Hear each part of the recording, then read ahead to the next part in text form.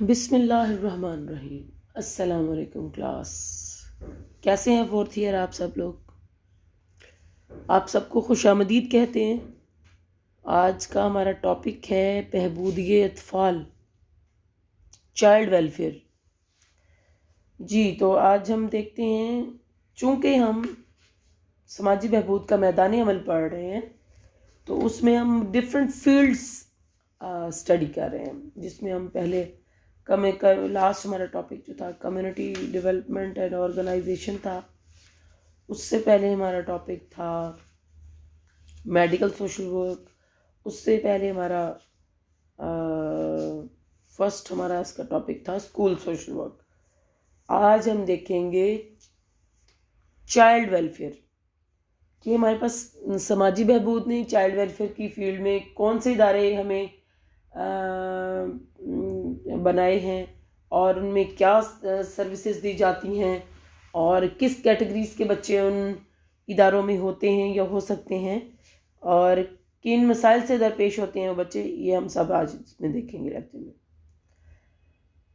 بچہ ایک ایسا لفظ ہے جس کے بارے میں کوئی بھی واضح حد فاصل نہیں کھینچ سکتے، یعنی کوئی لکیر نہیں کھینچ سکتے کہ یہ بچہ ہے، اور نہ ہی اس کی عمر کا تعین ہو سکتا ہے۔ کچھ کے خیال میں تو 15 سال تک انسان بچہ رہتا ہے، جبکہ کچھ کے خیال میں جو ہے وہ 17 سال تک بچہ رہتا ہے۔ بہرحال اس بات پر ابھی تک کوئی متفق نہیں ہے کہ فرد کی وہ ابتدائی عمر جب وہ اپنی دیکھ بھال اور ضروریات خود پوری کرنے سے قاصر ہوتا ہے اور خاندان اور معاشرہ اس کی کفالت کا ذمہ دار ٹھہرتا ہے۔ اور دوسری اہم خصوصیات، اس عمر میں فرد کی شخصیت کی نشو و نما ابھی مکمل نہیں ہوئی ہوتی اور زندگی گزارنے کے بنیادی اصول سیکھ رہا ہو، وہ بچہ کہلاتا ہے۔ یعنی بچہ سے مراد فرد کی شخصیت کی نشو و نما بھی مکمل نہ ہوئی ہو اور وہ اپنی زندگی گزارنے کے بنیادی اصول سیکھ رہا ہو۔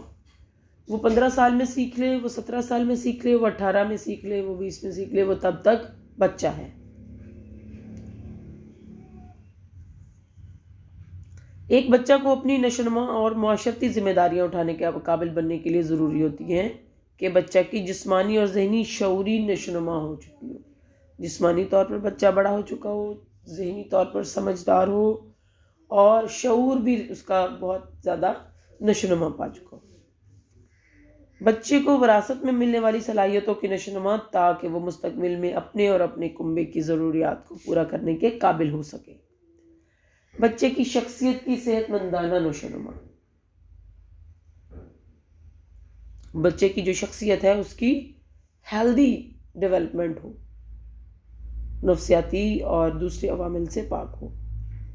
بچے کی مناسب پرورش اور تربیت جو اسے اس قابل بناتی ہو کہ وہ معاشرتی ذمہ داریوں کو اٹھا کر معاشرہ کا مفید رکن بن جائے۔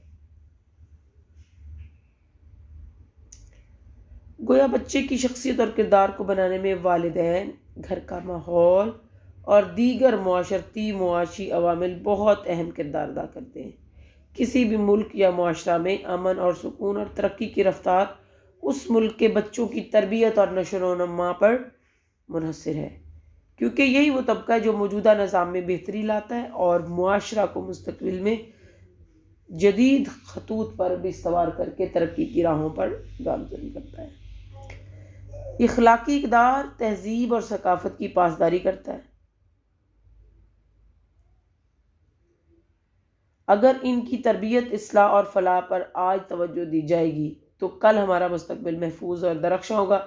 یہی وجہ ہے کہ آج کی جدید ریاستیں آج اپنے بچوں کو سنوارنے اور تربیت کے بہترین مواقع فراہم کرنے میں کوشاں نظر آتی ہیں۔ سماجی بہبود میں بہبودی اطفال کی ضرورت، اہمیت بھی اسی وجہ سے نمایاں ہے۔ جی تو بچوں، یہ سب سارا پڑھنے کے بعد آپ کو یہ بات سمجھ میں آ جانی چاہیے کہ آج کے بچے کل کے نوجوان ہیں، کل کا مستقبل ہے۔ اگر ان کی شخصیت میں خلا ہوگا، ان کی نشو و نما اچھی نہیں ہوگی، ان کی معاشرتی، اخلاقی، شعوری نشو و نما اچھی نہیں ہوگی تو کل کا معاشرہ خوشگوار معاشرہ نہیں ہوگا۔ کسی بھی معاشرے کو بیرونی دنیا کے سامنے عزت اور وقار دلانے کے لیے اور ترقی کرنے کے لیے بہت ضروری امر ہے کہ وہ اپنے نوجوان نسل جو ہے، آنے والی جو نوجوان نسل ہے، ان پر بہت محنت کرے۔ بہبودی اطفال سماجی بہبود کا وہ مخصوص میدان عمل ہے جس کا مقصد بچوں کے لیے ایسی خدمات اور سہولیات کو منظم کرنا ہے جو ان کی نگہداشت، پرورش، بہترین تربیت کے لیے نہایت اہمیت رکھتی ہیں۔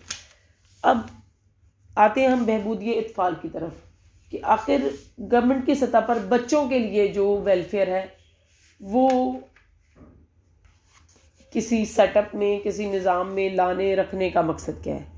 اب چونکہ بچے ہی کل کا مستقبل ہے، تو اگر ہم ہمارے معاشرے کے وہ بچے جو پور فیملیز سے ہیں، وہ بچے جن کے جو آرفنز ہیں یا یتیم بچے ہیں، وہ بچے جو بروکن فیملیز سے ہیں، جیسے کہ مدر فادر کسی بھی طرح سے سیپریشن ہو گئی، گھر کا ایسا ماحول نہیں رہا، گھر بکھر گیا اور اپنے بچوں کو توجہ دینا چھوڑ دی اور ماں بھی اپنی لائف میں آگے بڑھ گئی، تو وہ بچے اگر ان کو ریاست یا ایک ملک جو ہے نظر انداز کر دے گا تو کیا ہوگا؟ وہ معاشرے کے کرمنلز بن جائیں گے، وہ منفی کردار ادا کریں گے، وہ سماج دشمن عناصر کے ہاتھوں میں چلے جانے کے چانسز ہیں، یا وہ ذاتی طور پر خود سے بھی ان کی شخصیت جو ہے وہ ڈیمیج ہو جائے گی، اور کل کو وہ معاشرے کو سہارا دینے کی تو بات کی ہے، وہ خود بھی معاشرے پر بوجھ بن جائیں گے۔ تو اگر یہ فرض کریں ہمارے معاشرے کے بچے 20% ہیں، 100 میں سے 20 بچے بھی ہیں، تو ان کو بہبودی کے اطفال جو ہیں اس کے ذریعے اپلفٹ کرنے کی کوشش کی گئی ہے یا کی جاتی ہے۔ اور بہبودی اطفال جو ہے سماجی بہبود کا وہ شعبہ ہے جو ان بچوں کی فلاح و بہبود کے ادارے پروگرام منظم کرتا ہے جن کی ضروریات ان کا خاندان اور معاشرہ پوری کرنے سے قاصر ہو جاتا ہے۔ اپنے اس مقصد کو حاصل کرنے کے لیے بہبودی اطفال کے تحت معذور، لاوارث، بے سہارا، یتیم، بیمار، بے راہرو بچوں کے لیے مختلف قسم کے پروگرام مرتب کیے جاتے ہیں تاکہ ایسے تمام بچوں کی جسمانی، معاشی، نفسیاتی اور سماجی ضروریات کی کفالت کے ساتھ ساتھ ان کی تربیت کے لیے بھی ایک ایسا مخصوص ماحول مہیا کرنے کی کوشش کی جاتی ہے جو ان کی پوشیدہ صلاحیتوں کی نشوونما کرتا اور انہیں اپنے کردار میں تبدیلی لانے اور مستقبل میں ذمہ داریاں اٹھانے کے قابل بناتا ہے۔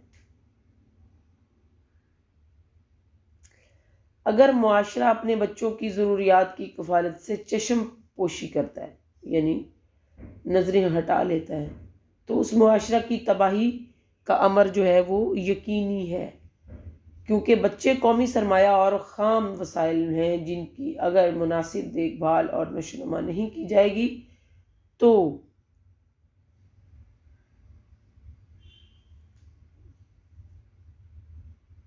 مستقبل کے لیے ہونہار، محنتی انسان اور وسائل کا حصول ناممکن ہو جائے گا۔ اور یہی حقیقت بہبودی اطفال کی اہمیت کی نشو و نما کی یا نشاندہی کرتی ہے، کیونکہ یہ شعبہ بچوں کی جو مسائل ہیں ان کا ازالہ کرتا ہے اور ان کی فلاح کے اقدامات کرتا ہے جو بچوں کی نشو و نما کے لیے ضروری تصور کیے جاتے ہیں۔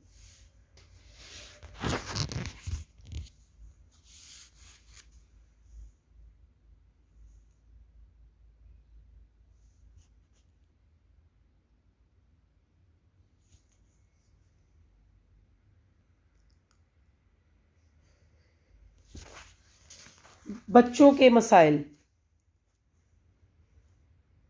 اب ہم دیکھتے ہیں بچوں کے مسائل کیا ہیں۔ سب سے پہلے بچوں کے تعلیمی مسائل ہیں۔ ایسے بچے جو آرفنز ہیں یا لاوارث ہیں یا بیمار ہیں یا بے راہرو ہیں یا پھر معذور ہیں، ان کی سب سے پہلی جو ضروریات ہیں وہ ہیں تعلیمی ضروریات یا تعلیمی مسائل، اور وہی تعلیم ہے جو کہ ان بچوں کی تربیت کا انتظام کرتی ہے اور بچوں کی شخصیت اور کردار کو بنانے میں اہم کردار ادا کرتی ہے۔ اگر وہ تعلیم حاصل نہیں کریں گے تو الٹا ان کی شخصیت بگڑ جائے گی اور وہ معاشرے کے لیے بگاڑ کا باعث بن جائیں گے۔ ان بچوں کے صحت کے مسائل ہیں، ان بچوں کی غذا کے مسائل ہیں، اور غربت، ان بچوں کا سب سے والدین کا جو پہلا سب سے بڑا مسئلہ ہے وہ غربت ہے.